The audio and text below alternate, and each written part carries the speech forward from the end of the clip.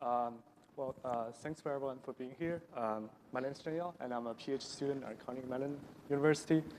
And today I'm presenting our work FlowCert, which is our effort to validate the compilation from imperative language such as C to a class of novel architectures based on asynchronous data flow. And this is joint work with Josh and Bryan. So as we probably know, I'm sorry. Oh yeah, sure. Is the mic working or? Is this better? Okay. Yeah. So as we probably know, Moore's law is slowing down, and various scaling laws in architecture has ended. So as a result, it has become increasingly costly for manufacturers to put like more transistors into the chip without sacrificing power efficiency. So people have started designing specialized accelerators for different applications, most notably GPUs, and more recently, chips for ML applications, such as Apple's neural engine. And in the design of this specialized accelerators, one fundamental challenge is the balance between power efficiency and programmability, because as you specialize the design for a special application, that means that you inherently lose some general programmability. But as it turns out, there's a class of architectures called CGRAs, which stands for Coarse-grained reconfigurable arrays, that strikes a pretty good balance between power efficiency and programmability. And the increased interest in this type of architectures is evidenced by many highly cited papers in top architecture conferences. Some of them are focusing on ML applications, and some are focused on ultra-low power environmental sensing applications. So in this presentation, I'm going to introduce briefly one particular architecture called Riptide, but many other CGRAs share similar designs. So as a CGRA, as I mentioned, it has really good power efficiency, but still retains some programmability. So in more specific figures, compared to ARM Cortex-M3, which is a general-purpose CPU, on certain applications, it can consume 500 times less power. And compared to ASICs, which are specialized hardware that are usually not reconfigurable, on certain applications consume only 3 times more power. And it's able to achieve this while being able to run arbitrary C function. So in CGRAs, programs are usually represented as these data flow graphs, which consist of these data flow operators that run in parallel, and that they're connected to each other via these asynchronous bounded buffer channels. And under the hood, they are implemented as an array of processing elements shown in this colored squares in the figure above. So each of these processing elements is like dynamic configured to function as one data flow operator in the data flow graph above. And they communicate with each other by these on-chip routers. So this design makes the chip very power efficient because it dramatically reduces the data movement cost compared to like a von Neumann architecture CPU, where we need to move data constantly between the processor and the cache and the memory. And to program these architectures, using data flow graphs directly is difficult, so people usually compile from an imperative language such as C. In the case of Riptide, they compile C programs to LLVM via CLAN, and then to a data flow graph via their custom data flow compiler. And this second step of compilation is very non-trivial, because on one side you have a sequential and deterministic, more or less, imperative program. And on the other side, you essentially just have a bunch of parallel data flow operators that are connected by these asynchronous channels. And some of these operators can also share a global memory. So you could have data races, and because of the bounded buffers in these channels, you could also have deadlocks. And in a more realistic example, this is the data flow graph that computes the SHA-256 hash function. And it has about 180 data flow operators, and that's like 180 parallel processes communicating with each other via asynchronous channels. And then it could have data races due to shared memory, and then you could have deadlocks as well. So reasoning about these data flow graphs is, at scale is non-trivial. And at the same time, programs in these devices might be deployed for years, such as for like environmental sensing applications. So ensuring the correctness of compilation is very important in this case. So in our work, we designed a translation validation technique to ensure the correctness of each compilation instance.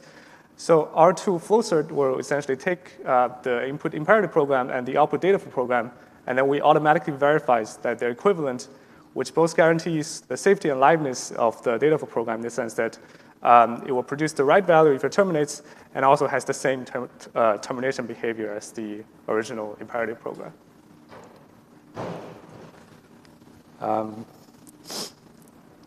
Okay, so I'm going to talk about how we do that exactly. So to make the proof more manageable, we split our translation validation technique into 2 steps.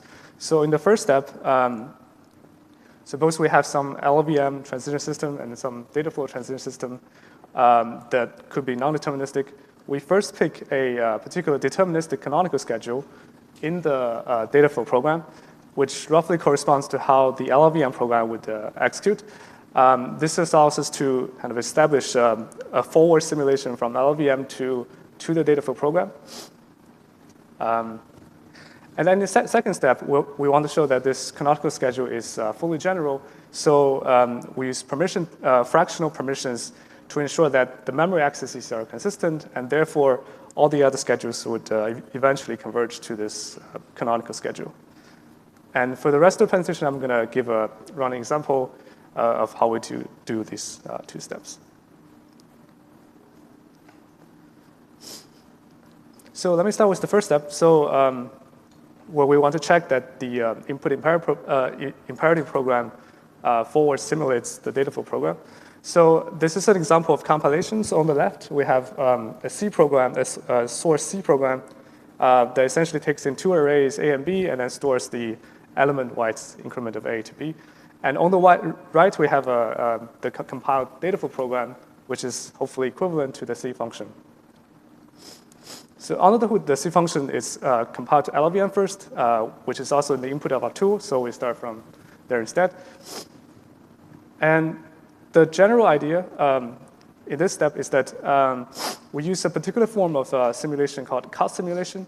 So the idea is that suppose we have these 2 transition systems, we use heuristics to find a symbolic correspondence between important program points in both programs, such as the exit, entry, and and loop headers in the program. And these program points are called cut points. And so these cut points do not need to include intermediate states because they may not match on both programs. And then to check that this forms a cut simulation, we check that starting from each cut point, if the LLVM program makes a few steps, then the data flow program should also make a few steps and reach another cut point, in this case, cut point 2. And if we can verify that for each cut point, then we say that there's a cut simulation between the LLVM program and the data flow program, which would imply program equivalence in some sense. So in the case of our example, we essentially need a total of 3 cut points on the LLVM program. One is placed at the entry, the other is at the exit, and then there's a middle one placed at the loop header. And the way we check the simulation is that essentially is that starting from any cut point, so for example, from cut point 2, if the LLVM program executes some instruction, we use compiler hints to figure out which data flow operators roughly correspond to that instruction, and then we would execute that data flow operator on the data flow side. So for example, if we're executing this comparison instruction on the LLVM side, we would execute this comparison operator on the data flow side, and so on and so forth, until this execution reaches back to to another cut point. In this case, the same cut point again. So using this, we're able to check that there is simulation, a forward simulation from the LLVM program to the Dataflow program on this canonical schedule that is similar to how the LLVM program executes. And to show that this canonical schedule is fully general, we use, in the second step, we need to use these fractional permissions to ensure that essentially the memory accesses are good. So the reason we need this is that, for example, if we are executing this particular load instruction on the LLVM side, which corresponds to this load operator on the Dataflow side, it could be possible that some other operator is also available to execute. So in this case, this add operator could also be available to execute. And in general, instead of a simple add operator, this could be a complicated subgraph that has memory accesses. So, so our solutions to tackle this scenario is to use a somewhat dynamic version of fractional permissions. So the general idea is that we would pass memory permissions tokens around operators, such as we enforce that there's at most one writer of a particular memory location at the same time, and there are at most k parallel readers at the same time if there's no writer. And the operators cannot duplicate tokens, so they're used in a affine fashion. And more specifically, these tokens are formally like formal sums of less than or equal to k read permissions per memory location. And you can write to a memory location when you have all k read permissions for a memory location. And to enforce these rules, we essentially attach permission variables to values, input and output values of each operator. So for example, if we have this A operator here, and it has 2 inputs and 2 outputs, so we would attach these permission variables, which stand for unknown permission tokens, to the input values of A. And then once it processes these two inputs and then produce 2 outputs, we would attach fresh permission variables to the output. And then in addition to that, we would add a permission constraints on these variables, saying that the output permissions should be contained in the input permission, and then they should be disjoint. So to incorporate this into our simulation check, we essentially augment our symbolic execution from each cut point with these permission variables. So for example, we would attach P1 and P2 to the input of these 2 C operators. And then once they produce new outputs, we would attach fresh permission variables to the outputs, so on and so forth. And in particular, at the load operator, we would also require that there is at least 1 read permission present in its input tokens. So in the end, we would have collected a bunch of permission constraints, and then we checked that they're satisfiable with respect to some simple fractional permission algebra.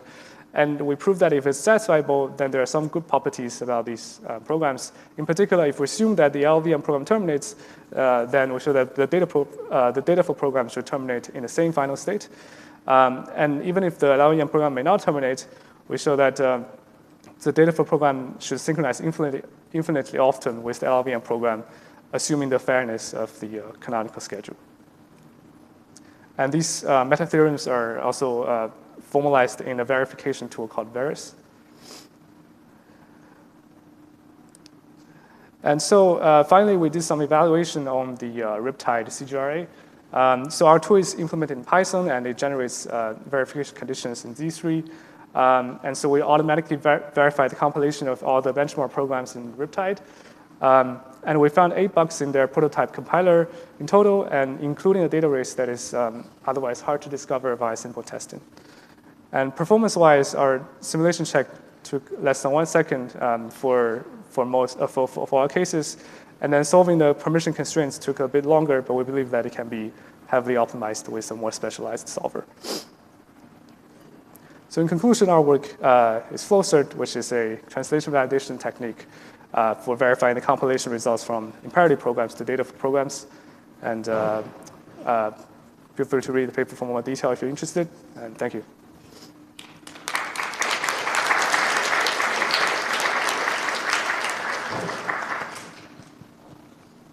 any question from the audience? You can just use the speaker in the middle. Just use the speaker. Okay. So I'm curious how you find the cut points. Could you dive a little deeper into an explanation? Thank you. Okay. Yeah, that's a good question. So, so in our case, like the cut points are found using some heuristics and compiler hints. So essentially, we would kind of place the on the LLVM side, we would first place the cut points on like entries and each loop header, and then we would kind of do symbolic executions on the LLVM side to figure out what exactly the data flow program state should be at those cut points, and then that's essentially how we find like the cut points. Yep. Okay, hello. Thanks for your talk. I have a small question about the trace analysis. So during your data flow trace analysis, how do you know that the two instructions, they are actually read or write to the same memory location? So if I understand that, so you have to do something like the pointer analysis to know that the two instructions, they are actually write to the same or similar or related memory locations. Yeah, that's right. So that's also a very good question. So like, so in most cases, so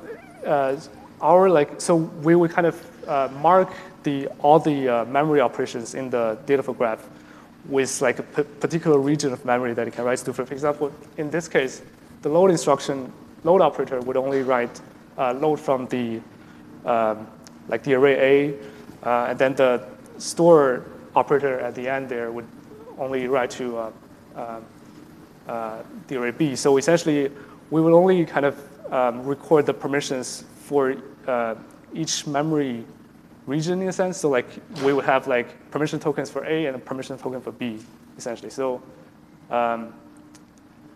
that's like some potentially simplifying assumption about the data program, but that's like the heuristics we use. Okay, actually, so you say, so for example, the line 11. So yeah. I mean, you can know that the actual index of the array accessed is maybe the value of I, the variable I. You know that, so you can know so which what memory locations is accessed. Okay, got it. Thank you. Okay. Hi, thanks for the talk. Did you say that you can handle arbitrary C programs? Yeah, so like, so in the Riptide project, they have like a compiler that from like arbitrary LLVM functions to data flow class. Because these kind of data flow diagrams, you said they have bounded buffers between the nodes and they have a finite structure, right? So I'm wondering how you handle like C functions that have use the call stack arbitrarily deep or do stuff with the heap. They don't have a predictable kind of memory footprint. Yeah, that's right. So right now, I believe they don't have like support for function calls yet. So, but they do support like loops, general loops. Right. in so anything that has like a finite memory footprint. Not necessarily. I think like you could still have like access like abundant amount of memory like in the loop or something like that. Yeah. So like the yeah, so like data flow graph in general should be like Turing completed. You can basically represent any program. Thank you. Yep. Hi, thanks for the talk. You have two kind of, I guess, it seems like simplifying assumptions, the kind of step 1 and 2. My basic intuition is that at each of those steps you might lose programs, right? You might not be able to find the cut, or similarly, you might not be able to reduce to the one execution. Did you ever find programs where that was, supposing that intuition is correct, did you ever find programs where that wasn't the case? And, yeah. Thank you for the question. So, yeah, so our like technique is definitely like not like complete. So, yeah, so like in our case, like we did have to kind of make, for example, the fractional permissions more expressive in order to handle some cases in the Riptide benchmark. But I don't know an example on the top of my head for your question, but we could maybe discuss after. Thank you. Yeah, one final question. Okay. Thank you for the talk. Can you talk a little bit about the benchmarks that do you have any, or like give me some number? I'm curious about how it is scalable when you generate the verification conditions. I assume the architect is very specific to a kind of machine learning applications. What happens if you are facing those like large language model that have the intensive matrix computation that works, or how that scales up? So I believe in our benchmark, like we do have like some examples doing like matrix multiplication and stuff. So for like specific like size of those programs, you can check out like the evaluation section of our paper for more detail. I'd be happy to give more detail after the presentation too. Okay, thanks. Thank you. Okay, let's thank Zhengyao again for his wonderful talk, and yeah, we're glad to